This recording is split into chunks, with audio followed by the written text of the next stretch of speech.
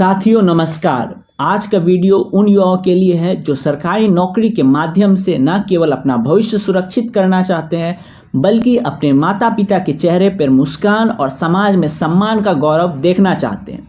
उत्तर प्रदेश अधीनस्थ सेवा चयन आयोग यूपीएसएसएससी ने लेखा परीक्षक और सहायक लेखाकार के कुल 1829 पदों पर एक सुनहरा अवसर दिया है। यह सिर्फ एक वैकेंसी नहीं, यह आपकी कड़ी मेहनत का वह फल है जिसका इंतजार आप कर रहे थे। आज हम इस विज्ञापन का एक एक बिंदु डिकोड करेंगे ताकि फॉर्म भरते समय आपसे कोई गलती ना हो। महत्वपूर्ण तिथियां। ऑनलाइन आवेदन और शुल्क जमा करने की प्रक्रिया 14 जुलाई 2026 से शुरू हो रही है। शुल्क समायोजन और आवेदन में संशोधन की अंतिम तिथि 10 अगस्त 2026 तक है।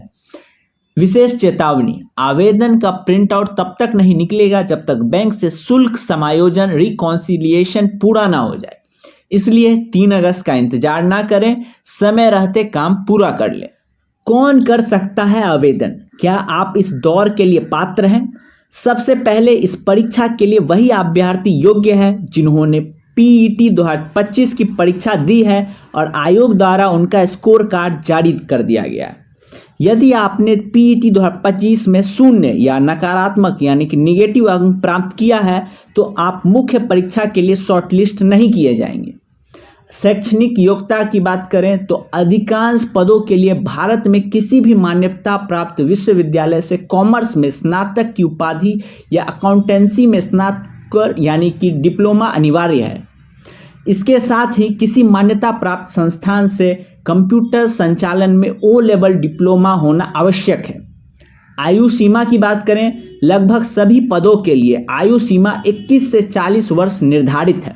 यह भर्ती 1829 पदों के लिए है जिसमें विभिन्न विभाग शामिल हैं। आंतरिक लेखा एवं लेखा परीक्षक निदेशालय में 609 पद, नगर निकाय निदेशालय में 600 पद। इसके अलावा उत्तर प्रदेश आवास एवं विकास परिषद, वन निगम, राजकीय निर्माण निगम और विभिन्न विश्वविद्यालयों में भी सहायक लेखाकार और लेखा परीक्षक के पद उपलब्ध हैं। ध्यान रहे, आपको आवेदन करते समय विभागों और पदों की वरीयता यानी कि प्रेफरेंस देना होगा। चयन प्रक्रिया की बात करते हैं। चयन का आधार लिखित परीक्षा है। आयोग रिक्तियों के सापेक्ष 15 गुना अभ्यर्थियों को मुख्य परीक्षा के लिए शॉर्टलिस्ट करेगा।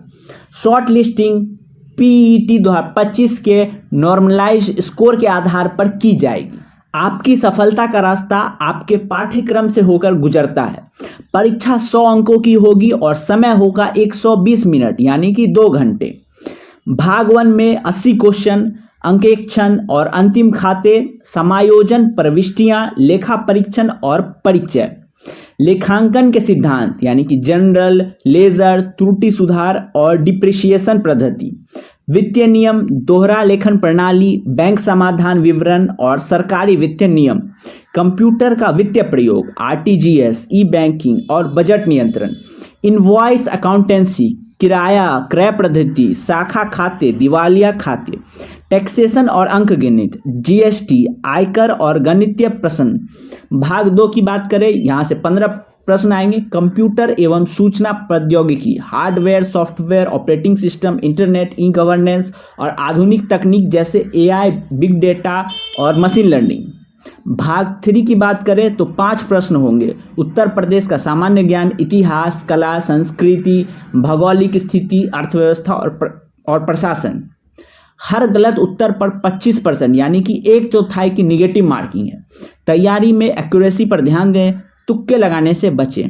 आवेदन शुल्क बहुत ही कम है। आयोग ने सभी श्रेणियों यानी कि अनारक्षित, ओबीसी, एससी, एसटी के लिए आवेदन का शुल्क 25 रुपया रखा है।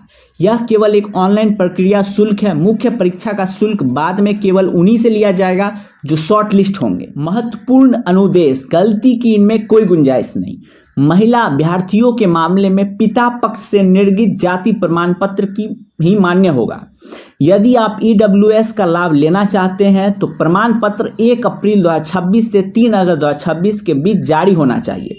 आवेदन में सुधार के लिए 10 अगस्त 2026 तक का समय है, उसके बाद कोई बदलाव संभव नहीं होगा। मेरे दोस्त, याद रखना, मंजिलें उन्हें ही मिलती है जिनके सपनों में जान होती है। ये 1829 पद केवल आंकड़े नहीं है, ये 1829 परिवारों की तकदीर बदलने वाले अवसर हैं। आप जो आज साइलेंट हार्डवर्क कर रहे हैं वही कल आपकी सफलता की कहानी लिखेगा।